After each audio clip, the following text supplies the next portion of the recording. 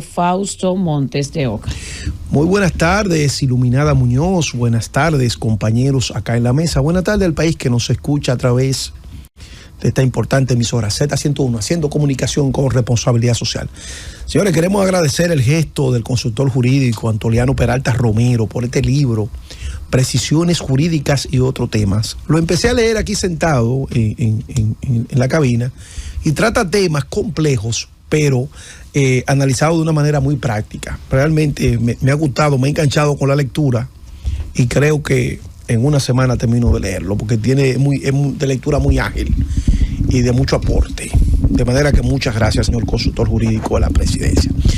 Señores, el tema de hoy, para nosotros que le damos seguimiento acá en esta cabina, los temas internacionales, entre otros temas, inclusive hasta de farándula, pero hoy no estoy en farándula. Creo que la muerte del presidente Jimmy Carter demanda y reclama una reflexión sobre el paso de él por esta vida, su liderazgo, cómo influyó no solamente en Estados Unidos, y más que en Estados Unidos, en la manera como el mundo ve Estados Unidos. Podríamos decir, señores, que Jimmy Carter debe ser, exceptuando si nosotros pensamos en aquella gran teoría de jacobinos y como en la Revolución Francesa se dividió el ala izquierda y el ala derecha, el pensamiento de izquierda y derecha, girondinos y jacobinos, podríamos decir que Jimmy Carter, al igual que el presidente Lincoln, podrían estar entre los dos presidentes norteamericanos con un pensamiento progresista y que pudiésemos denominarlo de izquierda.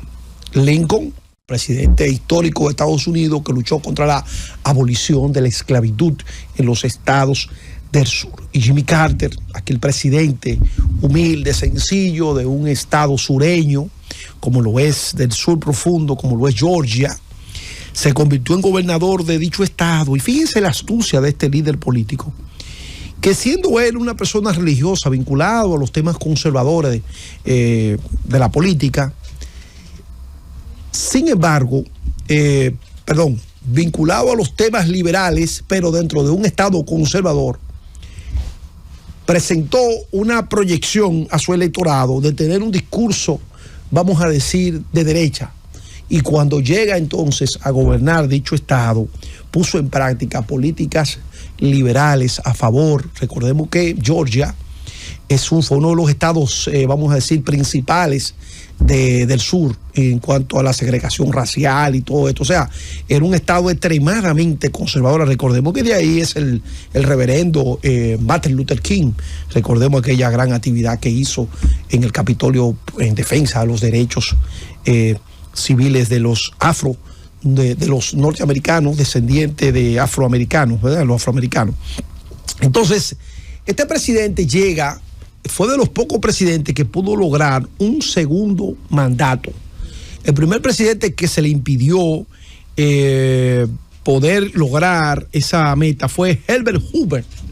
Lincoln y Herbert Hoover, y luego entonces, después vinieron los Bush, y después vino Donald Trump, que perdió en la reelección, pero en ese momento fue el único presidente que, excepto ese Hoover, que no pudo reelegirse para un nuevo mandato. ¿Y por qué no pudo reelegirse por un nuevo mandato? Simple. Le tocó vivir una de las épocas más difíciles en Estados Unidos. Estados Unidos, que fue construido para convertirse en un imperio. Y como imperio actuó. Por eso, los grandes desarrollos de las civilizaciones de la humanidad han tenido que estar alrededor de los imperios. Por eso muchas veces tenemos que tomar con pinza cuando se dice que hay que pedir, que España tiene que pedirle perdón a América Latina. Entonces ¿quién le va a pedir perdón a los fenicios? ¿Quién le va a pedir perdón a los romanos? ¿Quién le va a pedir perdón a todos los imperios que ha conocido la humanidad? Entonces este hombre llega en el momento donde todavía el escándalo de Watergate estaba calientito, y todas estas situaciones que se dieron con Bahía de Cochino, la crisis de los misiles. Era una época que todavía la Unión Soviética existía como eje hegemónico dentro de los países, ¿verdad?, del planeta Tierra. Entonces, en ese contexto llega un gran pacifista, un hombre de paz, un hombre que realmente llegó a la presidencia de Estados Unidos, probablemente sin él mismo darse cuenta, porque él cuenta una anécdota que él dice que cuando él le comenta a su mamá que va a presentarse a la presidencia de Estados Unidos, su mamá le pregunta como en duda, ¿la presidencia de qué?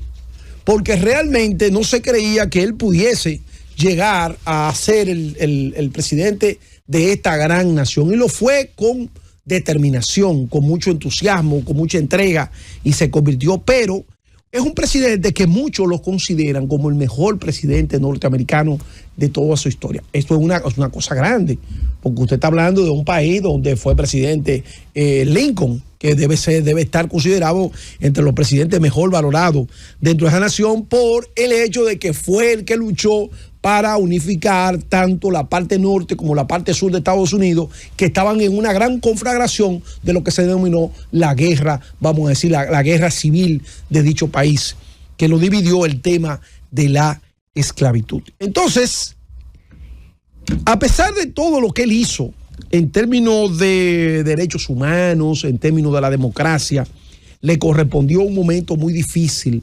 Y ese momento difícil tuvo que ver con la crisis de los rehenes en Irán.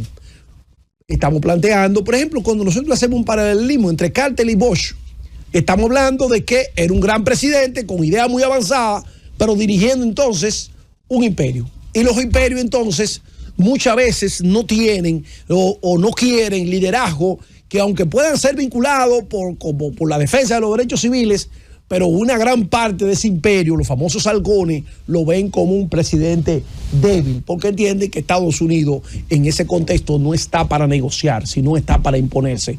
Es lo mismo que pasa, por ejemplo, con Bush. Cuando a Bush le plantean que tiene que desvincularse de los grupos de izquierda, Bush dice, no, en una democracia todo caben.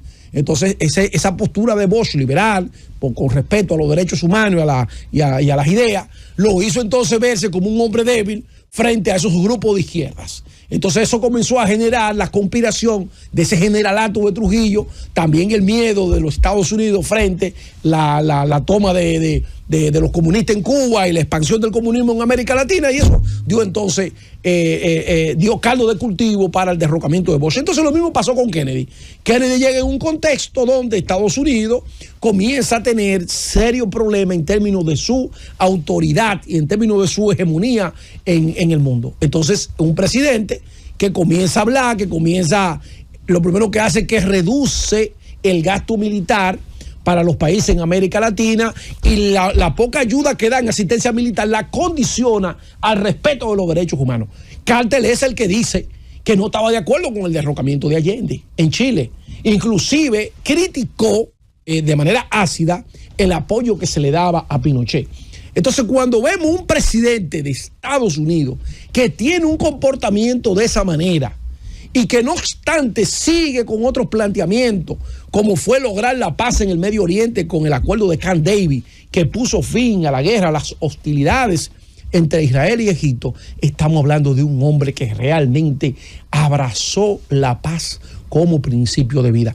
Y eso fue entonces lo que le generó a él el Premio Nobel de la Paz, tiempo después de los esfuerzos que él había hecho con el tema de la paz. Y aún perdiendo las elecciones, la reelección, no se quedó amargado, sino que se fue a su estado de Georgia, y allí entonces, junto a su mujer, su compañera inseparable de toda la vida, crearon el Centro Carter.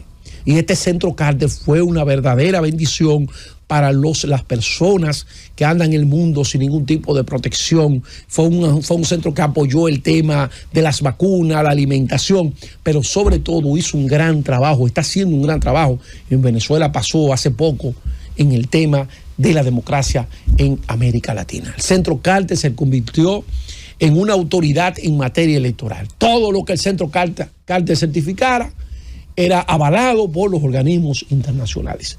De manera que Jimmy Carter fue un presidente que realmente, aún no cumplir, como regularmente pasa en Estados Unidos, que los presidentes logran 2 periodos gubernamentales, uno solo fue, vamos a decir, trascendente para él dejar un gran legado en dicho país y proyectar un Estados Unidos totalmente diferente al Estados Unidos que se conocía de intervencionista, imperialista. Fíjense que fue con el apoyo de él y su liderazgo y su determinación que Panamá pudo lograr nuevamente el control del canal con el famoso acuerdo Torrijos-Carter. Eso era una cosa que nadie en Estados Unidos podía imaginárselo. Inclusive, ese hecho fue lo que le costó a Jimmy Carter su reelección nuevamente a la presidencia, que fue derrotado por el carismático Donald Reagan. Fue ese hecho, porque en Estados Unidos, por ejemplo, esa postura la vieron como una postura blandengue, pero Jimmy Carter sabía que el prestigio de Estados Unidos estaba minado en América Latina, porque realmente las condiciones que se establecieron en la construcción del canal mellaban mucho la imagen de Estados Unidos frente a América Latina. Imaginemos solamente que en la zona del canal no podían entrar personas si no eran ciudadanos norteamericanos. Allí regían otras leyes, no las leyes panameñas. Entonces se sabía que Estados Unidos perdía mucho en términos de imagen frente a los demás países latinoamericanos por mantener ese estatus que realmente iba en contra del derecho nacional soberano de Panamá. Y este gran hombre demócrata puso todo su empeño y liderazgo en el Congreso norteamericano y de manera apretada se pudo lograr que se devolviera el canal de Panamá a los panameños. Y de esta manera, en ese acuerdo, en ese convenio Carter-Torrijos, se pudo lograr entonces resarcir a ese pueblo de Panamá y devolverle el canal a la soberanía de dicho país. Eso fue un logro para el prestigio internacional de Estados Unidos, aunque no así aunque eso le costó a Jimmy Carter la reelección por un nuevo periodo, vamos a decir, en su país, Estados Unidos. Lo que indica, señores, que cuando los hombres tienen un pensamiento de Estado, cuando son más estadistas que políticos, piensan más en las futuras generaciones. Y no cabe duda que el aporte que le ha hecho Jimmy Carter a Estados Unidos como nación, el aporte que le ha hecho a la democracia, no solamente en Estados Unidos, sino en toda América Latina, a través del Centro Carter, son valores que realmente nosotros tenemos que ponderar desde esta emisora, la Z101, como cuna de la democracia en la República Dominicana. De manera que un gran hombre ha partido, pero ha dejado un gran legado a la humanidad. Se ha ido Jimmy Carter, un gran presidente, considerado por muchos como el mejor presidente de los Estados Unidos.